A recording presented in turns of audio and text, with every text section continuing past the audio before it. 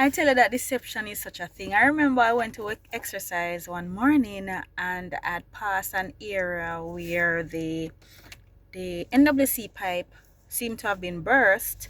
But I closer to the sidewalk, close to the owner's premises where the water would have been burst, I saw this section that looked like solid ground, like a piece of block. So me, because me no want step in the water running across the road, I tiptoed and went and stepped on that thing that seemed like a piece of block, which would have been a solid ground and not in the water too much, because me never want to wet up my shoes.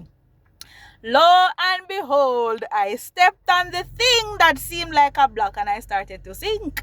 Because of the water and the sand and the silt, it created this illusion that it was actually solid ground when it was actually murky, sandy, sinking water.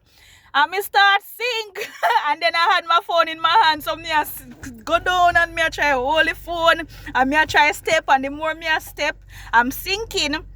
Eventually I came out though, but the water came close to my knee. It was a scary experience. And I said, but look at me.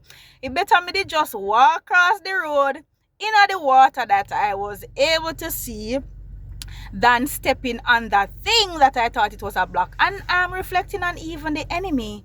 That is exactly how he deceives us. He presents these seemingly good opportunities. He presents these seemingly good things before us, and we are so blinded by it that we are tempted, and sometimes we try those temptations, and that is how he lures us. Remember what he said to Eve? You shall not surely die, when he tempted her to eat the forbidden fruit. You shall not surely die. He knows, and what he does, he twists the truth. He is the master of deception, and so we have to be very careful. The Bible warns us that we should be as wise as a serpent, and so let us try to put on that spiritual eye and that spirit of discernment to know when something is a God thing versus when it is a good thing. Because what the enemy does, is not gonna come and appear before you like what we see in the movies or how they portray him. He's not gonna come before you with no three-teeth fork. He's not gonna come before you with fire and smoke coming out of his nose or his ears. He's gonna come in some ways that you least expect, like you can't believe the enemy that he might gonna come in on some beautiful appearances that you will be deceived. Remember, the Bible also warns us that he appears as an angel of light. So if you are not careful, you will be deceived by him. And so let us try to keep our eyes open, because not everything that you see is real.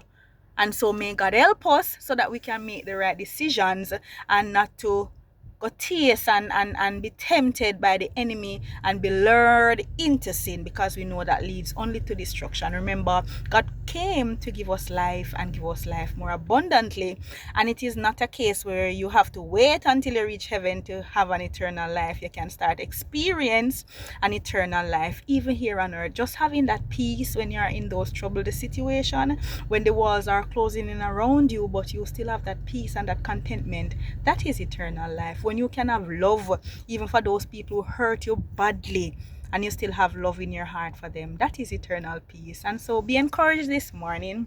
Don't let the enemy tempt you in the seemingly good things, but focus on what is a God thing, and you'll be all right. Do have an amazing day. Catch you in the next video. Remember to like, comment, and subscribe.